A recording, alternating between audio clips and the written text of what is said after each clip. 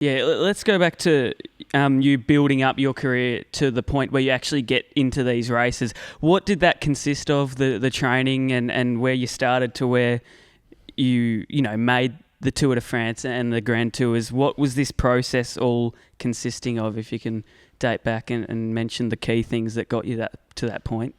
Well, the big thing is to compete at the highest level, you've got to be in a professional team.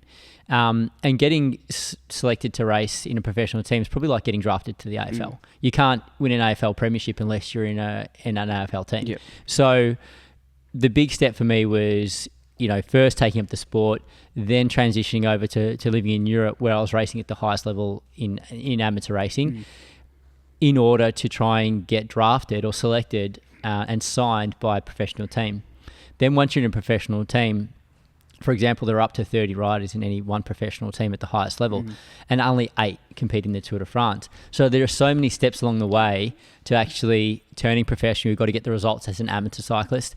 Then getting into one of those teams, it's got to be a team that's good enough to be racing in the highest level of racing, and then being in the best selection within that team to get the opportunity to be in those races. Then once you're in those races, you're actually only on the start line. Then you've got to try and get the results. So there's so many different steps along the way to actually getting to the top tier of the sport and winning at that level. Was it a frequent thoughts going through your head of you're not going to make it, and any of that, where you're almost like diverting to another sport or to another career, or were you always set and focused on, I'm going to make this?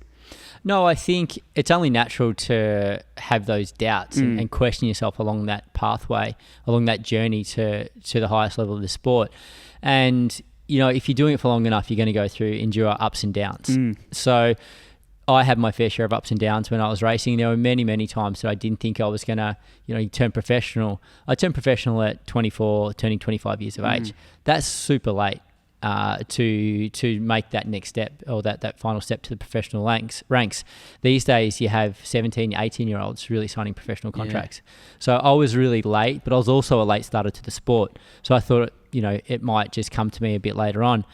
But then even when I was at the highest level of the sport, you're constantly questioning yourself, am I good enough? Am I as good as these guys? Can I win these races? So you're constantly sort of trying to prove to yourself that you are.